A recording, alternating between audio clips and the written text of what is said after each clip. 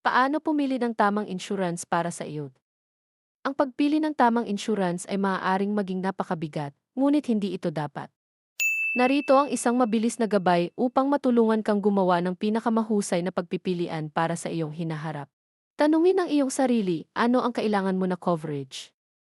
Sa kalusugan, sa life, or sa ari-arian? Gumawa ng listahan ng iyong mga prioridad at tumugon sa kung ano ang pinakamahalaga sa iyo. Tumingin sa iba't ibang mga kumpanya ng legit, ihambing ang kanilang mga plano, benepisyo at gastos. Reputable ba sila? Ano ang coverage? Makakatulong sa iyo ang mga review at rating na makahanap ng maaasahang provider. Minsan, kailangan mo ng kaunting gabay. Kumonsulta sa isang tagapayo sa pananalapi o ahente na licensed financial advisor na maaaring ipaliwanag ang mga opsyon sa simpleng mga termino at tulungan kang pumili ng tamang plano para sa iyong pamumuhay. Kung interesado ka, usap tayo.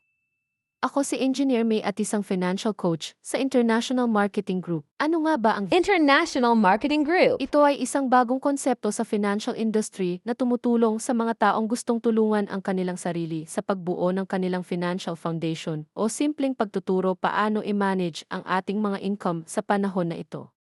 For inquiries, kindly click the message me button below.